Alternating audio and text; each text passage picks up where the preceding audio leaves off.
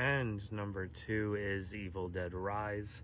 I just rewatched this on 4K just a few days ago, and I seem to love it more and more every time I do watch it. Seen it in theaters, my wife and I didn't have the best experience with that.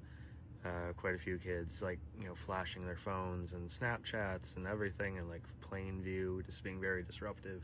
But I nonetheless still really liked it and loved it even more rewatching it again. Of course, I am a horror diehard. Evil Dead, of course, is one of my favorite franchises. And I think this may be one of the best, alongside Evil Dead 2 for me, and of course, the Ash vs. Evil Dead TV series. It refreshes itself with a change of setting. It feels very secluded in that high-rise apartment building. But it feels like still very in that world while being separate, as there would be however many, deranged incidents, in the world of the Necronomicon, not just always on Ash. And we get some good characters here. I mean, Alyssa Sutherland, I think, is maybe the best Deadite performance we've ever gotten. Enjoyed her in Vikings, and it was really cool to see her do this.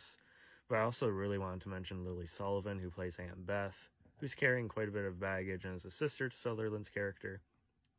She's one of my favorite, female characters in the franchise, alongside like Kelly from the TV show. She is just awesome and deserves way more flowers than she's getting. I hear no one talking about her, and she is great. It's a bloodbath, which made my heart happy. It was just a blast for me. It just gets better and better, has a very brisk runtime. Almost nearly a perfect movie to me, for what it's going for, if I'm being completely truthful. The finale is great, and really, really love Evil Dead Rise. But yes, finally, my number 1 movie of 2023, I am sticking with Godzilla Minus One. Now, I've been a Godzilla fan all my life, since I was basically a baby.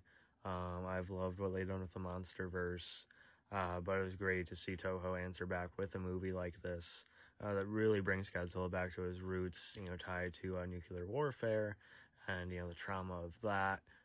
Some of the best performances this year are in this movie.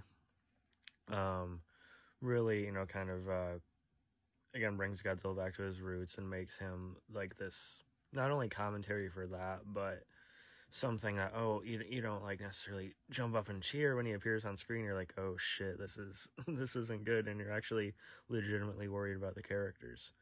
Godzilla himself is really nicely done. There's a apparent budget of $15 million or less, and for that, the effects are very, very good.